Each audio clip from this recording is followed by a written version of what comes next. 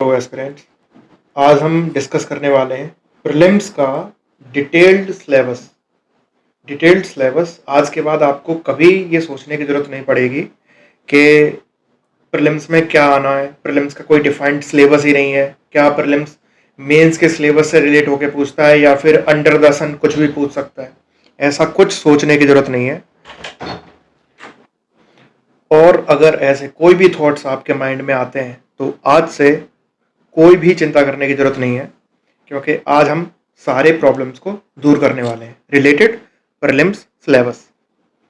चलिए पहले prelims syllabus को एक बार देख लेते हैं। और ये अपडेटेड सिलेबस है प्रीलिम्स एग्जाम का। तो 2 पेपर होते हैं इसमें, एक पेपर 1, एक होता है पेपर 2। दोनों 200 मार्क्स के होते हैं, सभी को पता है। इसमें 100 क्वेश्चन आते हैं, इसमें 80 क्वेश्चन आते हैं, ये भी पता है। एक जर्नल आइडिया दे रहा हूं, कोई रिटन फैक्ट नहीं है ये। इसमें अप्रॉक्स 100 नंबर लाने होते हैं, अप्रॉक्स, पिछले कुछ 1, 2, 3 सालों से, तो आपका सिलेक्शन हो जाता है। अगर फुल प्रूफ चाहिए तो 120 प्लस लेके चलिए, ठीक है।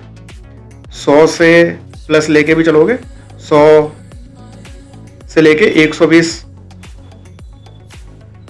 के बीच में आएंगे, या फिर 120 से ऊपर ही जा रहे हो, वो तो आपकी प्रिपरेशन और करेक्ट आंसर्स के ऊपर है कि कितने मार्क्स आने वाले हैं। लेकिन एक एवरेज लेके चल रहे हैं, तो अगर आप 100, 110 या 120 प्लस ला रहे हो तो आपका सिलेक्शन इसमें पक्का होता है 100%। लेकिन इतने लाने से काम नहीं चलेगा, उसके साथ साथ आपको पेपर 2 में 67 मार्क्स लाने पड़ेंगे। इसमें 80 क्वेश्चंस होते हैं, टोटल 200 नंबर का होता है। इसमें मिनिमम 67 मार्क्स आपको लाने पड़ेंगे, इसे 33% बोलते हैं। जब आप यहाँ पे 67 लाओगे तभी आपकी ये वाली कॉपी चेक होगी, और जब ये कॉपी चेक होगी और इसमें कट ऑफ से ऊपर मार्क्स आए आपके, तो आपका प्रीलिम्स में सिलेक्शन हो जाएगा। तो all the very best, sorry for this drawing, और आपका प्रीलिम्स में सिलेक्शन हो जाएगा। चलिए अब देख लेते हैं कि प्रीलिम्स में आता क्या क्या है। पेपर 1 से स्टार्ट करते हैं, 200 मार्क्स का होता है, बहुत बढ़िया। पहला है टॉपिक है इसमें कि current event and national and international importance. अब करंट इवेंट देखो अभी क्या चल रहा है। सपोज एग्जांपल के लिए ले लेते हैं कि बिहार में चुनाव होने वाले हैं, इलेक्शन होने वाला है। अब इवेंट तो पता चल गया, ऐसे बहुत सारे इवेंट होंगे जो कि नेशनल इंपॉर्टेंस रखते हैं और इंटरनेशनल इंपॉर्टेंस भी रखते हैं। नेशनल इंपॉर्टेंस की बात कर लेते हैं, तो चुनाव आयोग ने बिहार में एक नई लिस्ट निकाली, वोटर लिस्ट। अब वो क्यों निकाली ये चुनाव आयोग जाने, लेकिन निकाली, हमें ये पढ़ना है। और अपोजिशन ने उस वोटर लिस्ट के खिलाफ सुप्रीम कोर्ट में याचिका दायर कर दी, पिटीशन फाइल कर दिया। तो अब क्या हुआ, जब ये केस चल रहा था उस time election commission of India ने ये कह दिया कि जो हम वोटर लिस्ट है वो पूरी कंट्री में रिवाइज करेंगे, पूरी कंट्री की दोबारा वोटर लिस्ट बनाएंगे। अब अपोजिशन ये कह रहा है कि अरे भाई अभी तो चुनाव हुए हैं, क्या वो चुनाव पुरानी वोटर लिस्ट मतलब कोई प्रॉब्लम वाली वोटर लिस्ट से हुए थे? तो ये वाले इशू सत्ता पक्ष और विपक्ष में चलते रहेंगे, लेकिन हमें इस पर ध्यान नहीं देना है। हमें ध्यान देना है कि इलेक्शन कमीशन का क्या रोल है, उसकी क्या क्या पावर्स हैं, फंक्शंस हैं, वो उसके पास ऐसी कौन कौन सी रेस्पॉन्सिबिलिटी हैं जिसका वो यूज़ कर सकता है, और कौन कौन सी वो जिसका वो यूज़ नहीं कर सकता, कौन कौन सी पावर नहीं है उसके पास। तो ये सारी चीज़ें हमें ध्यान में रखनी है। तो ये हमारा इवेंट हो गया जो कि नेशनली इम्पोर्टेंस है। ऐसे बहुत सारे इवेंट है जो इंटरनेशनली इम्पोर्टेंस रखते हैं। अभी एक चीफ मिनिस्टर थे एक स्टेट के, उन्होंने पीएम की विजिट पे लेके सवाल उठाए कि पीएम उन देशों में जा रहे हैं जहाँ की जनसंख्या पॉपुलेशन 10,000 है, 1,000 है और 5,000 है या फिर 1 लाख है, बहुत कम अमाउंट में है।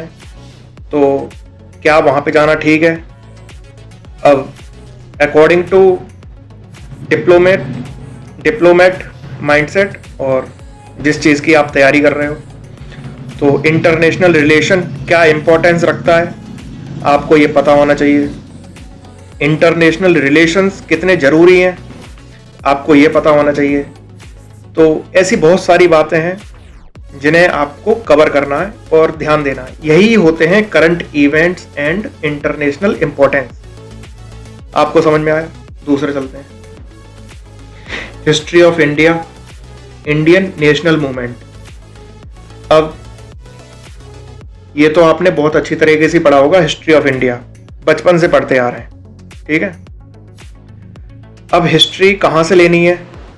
उठा लो हड़प्पन सिविलाइजेशन, वहां से लेके चलो। हड़प्पन, उसके बाद ये मौर्य, गुप्ताज और संगाज, चालुक्याज, सारी मेडिवल हिस्ट्री कवर करो, सारी एंशियंट हिस्ट्री कवर करो। आर्ट एंड कल्चर साथ में देखते जाइए।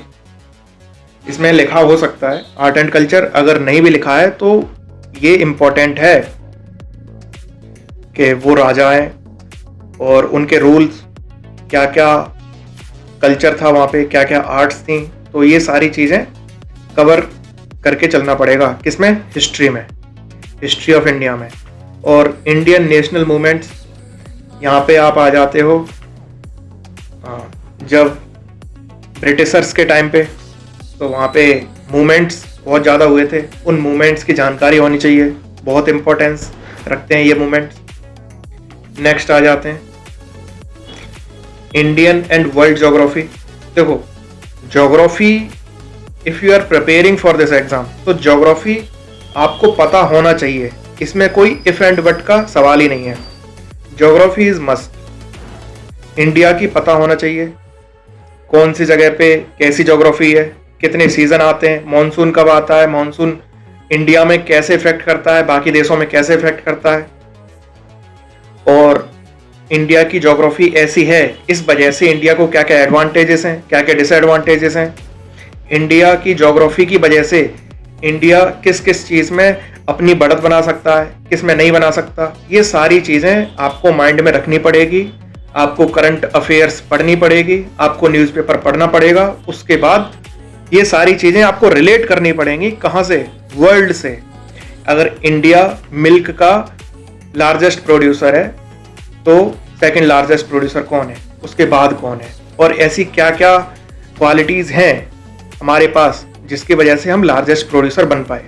या फिर किसी और चीज़ में, राइस में, कॉपर में, मेटल्स में, मिनरल्स में कौन कौन आगे है और इंडिया की पोजीशन कहाँ है। अगर इंडिया की पोजीशन यहाँ है तो क्यों है, ऐसी क्या क्या चीज़ें हैं जो हम लैग कर रहे हैं। तो ये सारी चीज़ें माइंड में रखनी पड़ेंगी। हमें physical geography, social, economical geography और इंडिया और वर्ल्ड को कंपेयर करके चलना पड़ेगा। ये सारी चीज़ें हमें ध्यान रखनी पड़ेंगी। Economic geography, very simple term, वो वाली ज्योग्राफी जो इकोनॉमी से रिलेट करती है। एग्रीकल्चर भी उसका पार्ट है, सर्विस सेक्टर भी उसका पार्ट है। और कौन कौन सी जगह है सर्विस सेक्टर ज़्यादा उभरा हुआ है, जहाँ पे हमारे सी पोर्ट्स वगैरह हैं, वहाँ पे सर्विस सेक्टर बहुत ज़्यादा है, वहाँ पे इकोनॉमिक ज्योग्राफी बहुत ज़्यादा देखने को मिलती है। वहाँ पे बैंकिंग सेक्टर बहुत ज़्यादा देखने को मिलता है। लेकिन जहाँ पे हमारे लैंड लॉक स्टेट है, हमारे यहाँ पे हमारी जो इकोनॉमिक ज्योग्राफी है वो थोड़ी क्रिपल हो जाती है, थोड़ी कमज़ोर पड़ जाती है। लाइक हमारे जो बीच वाले जो स्टेट्स हैं उनमें ये चीज़ देखने को मिलती है। उसके बाद सोशल ज्योग्राफी, अगर सोशली डिवाइड इंडिया कैसे है, लैंग्वेज के बेसिस पे, कल्चर के बेसिस पे, रिलीजन के बेसिस पे, और there are different things, food के बेसिस पे, डांस के बेसिस पे, और डायलेक्ट, अलग अलग चीज़ें होती हैं। सारी चीज़ों को ध्यान में रखना है। उसके बाद थोरोली पढ़ाई करनी है, एक एक चीज़ में डिफरेंशिएट भी करना है। हमेशा वाई एंड हाउ मुंह पे रखा होना चाहिए और दिमाग में रखा होना चाहिए जब आप न्यूज़पेपर पढ़ रहे हो। नेक्स्ट देखते हैं इंडियन पॉलिटी। इसमें हर किसी को शौक होता है, specially if you are north Indian और एनीवेयर फ्रॉम इंडिया। इस चीज़ में तो आपको इंटरेस्ट होगा ही होगा, इंडियन पॉलिटी में। गवर्नेंस, कॉन्स्टिट्यूशन, देखो सुशासन किसको पसंद नहीं है। एक टर्म आपने सुना होगा, minimum governance, minimum government, maximum governance. तो ये वही टर्म है, इंडियन पॉलिटी एंड गवर्नेंस। इसमें आपको क्या क्या चीज़ें देखनी है,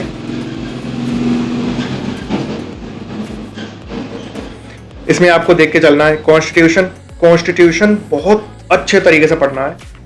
पिछले कुछ दिनों में, पिछले कुछ सालों में इसकी इंपॉर्टेंस बहुत ज़्यादा बढ़ गई है कॉन्स्टिट्यूशन की। पूछने के चांसेस हर साल हैं, हर साल क्वेश्चन आते हैं इससे। नेक्स्ट, पॉलिटिकल सिस्टम, जो कि ज़्यादातर चीज़ें पता रहती हैं पॉलिटिकल सिस्टम, लेकिन फिर भी पढ़ना है अच्छी तरीके से। Panchayati Raj, very very important, very important pillar for the constitution. Public policy, rights and issues, इन चीज़ों को बहुत अच्छी तरीके से पढ़ना है। नेक्स्ट आते हैं इकोनॉमी पे। अगर आप सोच रहे हो प्रीलिम्स क्लियर करना है तो बिना इकोनॉमी के इम्पॉसिबल है, क्योंकि अप्रॉक्स 20 क्वेश्चंस आते हैं, 18 to 20 क्वेश्चन हमेशा आते हैं, हर साल आते हैं। और यहाँ पे आपको इकोनॉमी बहुत इम्पोर्टेंट बना देते हैं ये सारे क्वेश्चंस, क्योंकि यही क्वेश्चन हो गए अप्रॉक्स 40 नंबर के। जब 40 नंबर अकेले यहीं से मिल रहे हैं तो कितना इंपॉर्टेंस रखता है ये सब्जेक्ट। यहाँ पे देखते हैं इकोनॉमिक एंड सोशल डेवलपमेंट, बहुत ज़रूरी है इंडिया के लिए और वर्ल्ड के लिए भी। सस्टेनेबल डेवलपमेंट पे बात करनी है। पॉवर्टी बहुत ज़रूरी है, पॉवर्टी एलिवेशन और ये सारी चीज़ें। इंक्लूजन, समावेशी, डेमोग्राफिक्स, इंडिया में डाइवर्सिटी एंड डेमोग्राफिक्स, ये सारी चीज़ें देखनी है।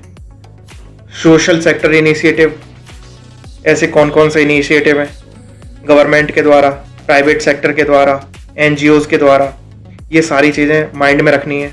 अगर कोई बहुत अच्छी इनिशिएटिव लगती है आपको उसे मेंस में कोट कर सकते हैं, लेकिन प्रीलिम्स के लिए तो माइंड में रखनी ही है। Next is journal issue. अब जर्नल इशू हो सकता है इन्वायरमेंट, इन्वायरमेंटल इकोलॉजी। यहाँ पे आप इन्वायरमेंट को हल्के में बिल्कुल ना लें, क्योंकि इन्वायरमेंट भी 15 से लेके 20 क्वेश्चन का वेटेज रखता है। अप्रॉक्स 40 नंबर ये भी यहाँ से आते हैं, तो बहुत ज़्यादा इंपॉर्टेंट। मैं तो कह रहा हूँ इन्वायरमेंट थोड़ा ज़्यादा इंपॉर्टेंस रखता है, किससे, इकोनॉमी से। हालांकि दोनों बराबर ही हैं, लेकिन इन्वायरमेंट पे आपको और ज़्यादा ध्यान देने की ज़रूरत है, क्योंकि एक और पेपर होता है प्रीलिम्स के पेपर के बाद, जो कि आपको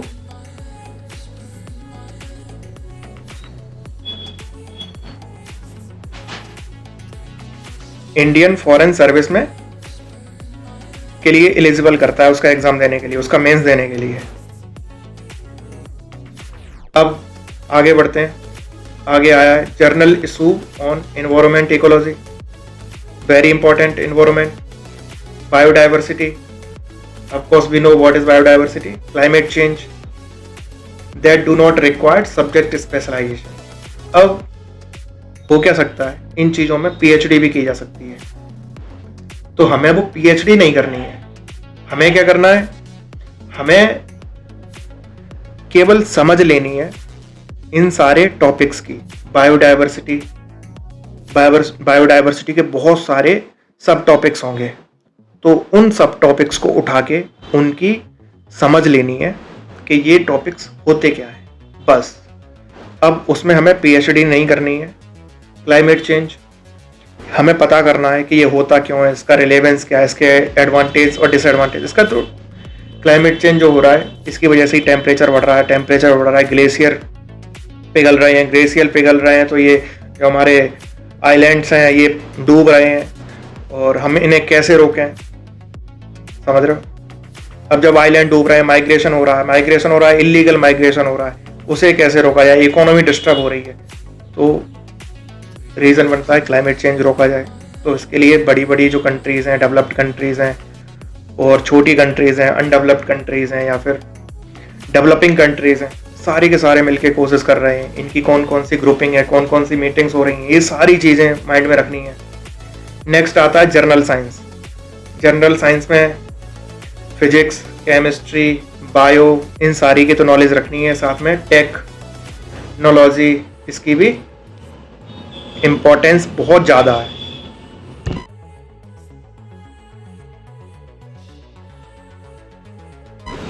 और ये इम्पोर्टेंस को ध्यान में रख के हमें जनरल साइंस पे भी बहुत सही तरीके से फोकस करना है। कुछ लोग करते क्या है कि जनरल साइंस को बिल्कुल इग्नोर मार देते हैं और बाद में पछताते हैं। आपको वो पछताना बिल्कुल नहीं है। जनरल साइंस को पहले से ही प्रायोरिटी लेके चलनी है और इसको पढ़ना बिल्कुल भी हार्ड है ही नहीं है। आपको बेसिक कॉन्सेप्ट क्लियर होने चाहिए, बस बेसिक कॉन्सेप्ट क्लियर होने चाहिए। साइंस के फिजिक्स, केमिस्ट्री, बायोलॉजी और टेक्नोलॉजी, अगर आपको बेसिक कॉन्सेप्ट क्लियर है फिर केवल आप न्यूज़पेपर पढ़िए और न्यूज़पेपर में कुछ भी इनसे रिलेटेड टर्म आ रहा है आप उसे पढ़ोगे। आप स्पेस से रिलेटेड कोई खबर आई आपने उसे पढ़ा, मिसाइल से रिलेटेड कोई खबर आई, डिफेंस से रिलेटेड कोई खबर आई, कोई नया इन्वेंशन हुआ, कोई नया प्लांट मिला, आपने ये सारी चीज़ें पढ़ी। आपको और कुछ पढ़ने की ज़रूरत नहीं है। ये सारी चीज़ें ही आपको एग्ज़ाम में प्रॉफिट दिलाएंगी, एडवांटेज देंगी। तो ये हमारा पेपर 1 का सिलेबस कंप्लीट होता है। अब हम आते हैं पेपर 2 पे। पेपर 2 भी काफ़ी इजी है।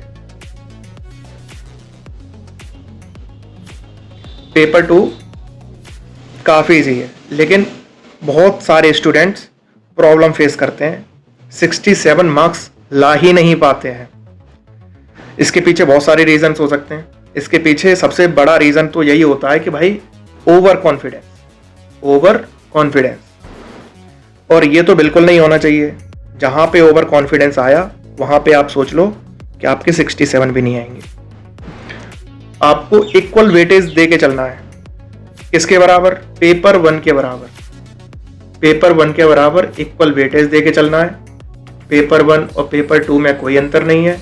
ऐसा सोचोगे तभी प्रीलिम्स क्लियर हो पाएगा। और बात रहती है 67 मार्क्स लाने की, तो काफ़ी इजी है।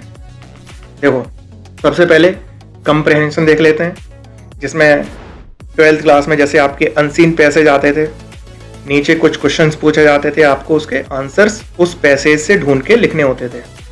यहाँ पे क्या होता है, ऊपर पैराग्राफ दिया होता है, पोइम दी होती है, कटिंग दी होती है, उसे पढ़ना है आपको।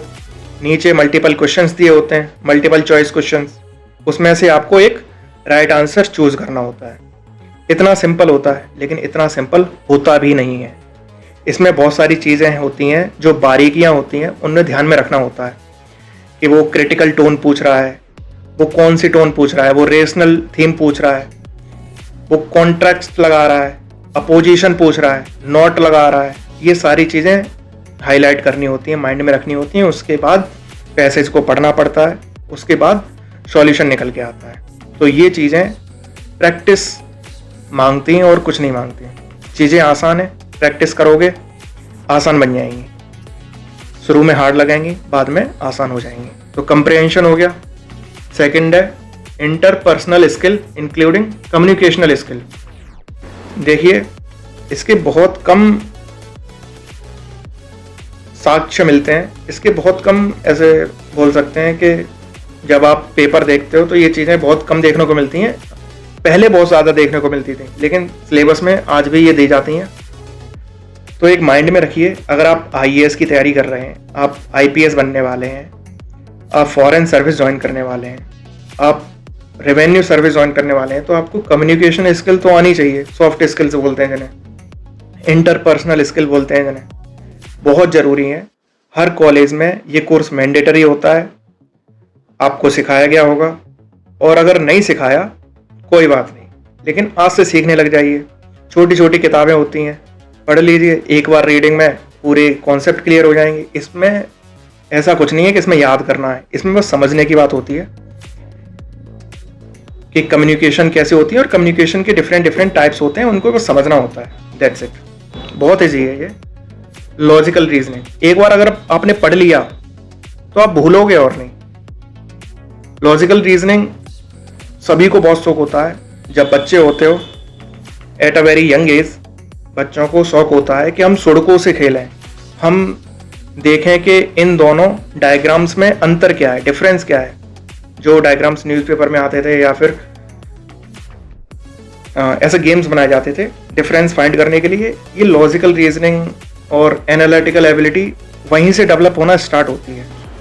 और जब आप वहाँ से डेवलप करते हुए आ रहे हो तो ये चीज़ें एक गेम की तरह लगती हैं आपको। जैसे ही क्वेश्चन आता है ना सामने कि find the missing number, find the ये वाला यहाँ पे कौन सा नंबर होना चाहिए, तो आप इसे एक गेम की तरह ट्रीट करते हो और बड़ा मज़ा आता है खेलने में। लेकिन आपको ध्यान रखना चाहिए कि आप मज़ा नहीं ले रहे हो, यहाँ पे आप गेम नहीं खेलने आए हो, आप क्वेश्चन सॉल्व करने आए हो और आपको कम से कम टाइम में ज़्यादा से ज़्यादा क्वेश्चन सॉल्व करने हैं।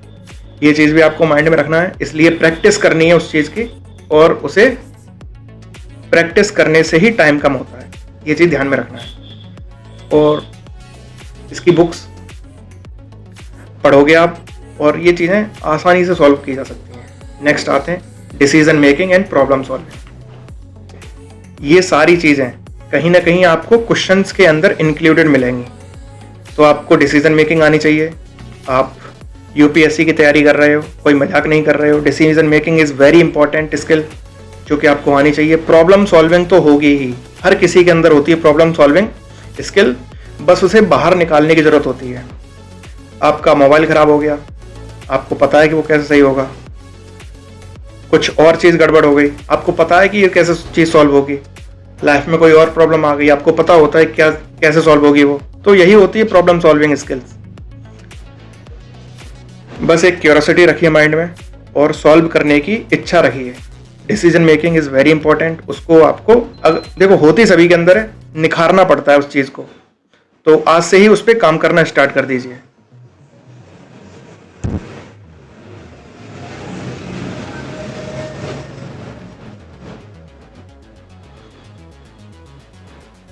Next is journal mental ability.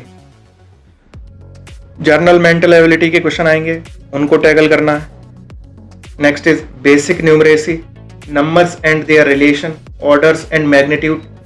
Class 10th के लेवल का आता है, कोई घबराने की जरूरत नहीं है।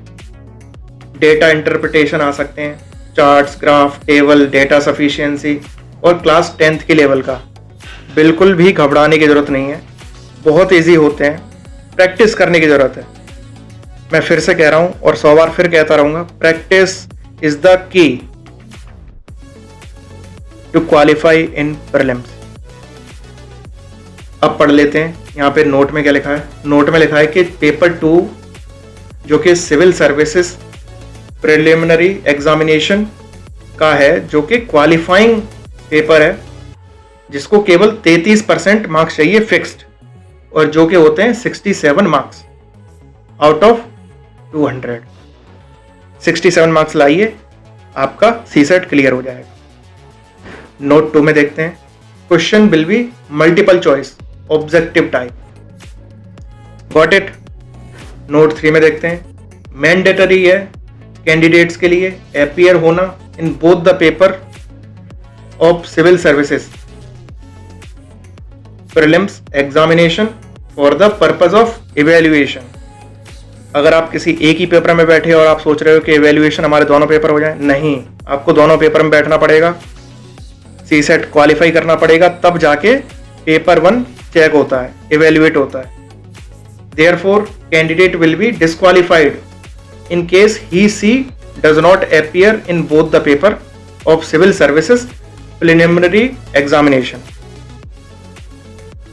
Very nice. आज हमने देखा पेपर 1 और पेपर 2। होप पूरा अच्छी तरह समझ में आया होगा। समझते रहिए, पढ़ते रहिए, और नेक्स्ट वीडियो में हम एक्सप्लेन करने वाले हैं मेंस का सिलेबस, और बहुत ही अच्छी तरीके से। मैं आपको पहले बता दूं, I am also the author of UPSC syllabus